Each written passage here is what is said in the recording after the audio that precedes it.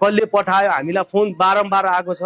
उनीहरूले पठाएर हामीलाई यहाँबाट निक्ली भनेर उनीहरूले पठाउने, निक्लिँदाखेरि बाइकको पछाडि पछाडि लगभग मेरो गाडीलाई छेकेर राख्ने होइन, गाडी छेकेर राख्ने।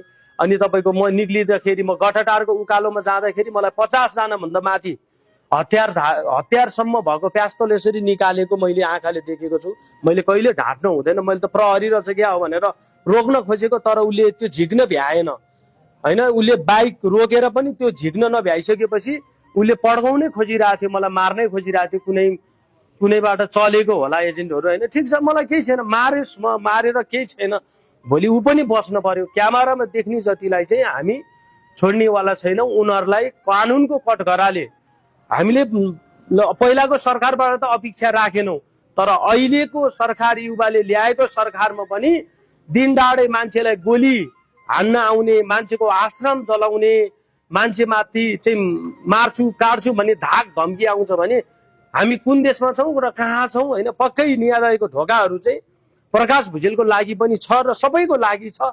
यदि मैले गल्ती गरेँ मलाई पनि सजाय छ।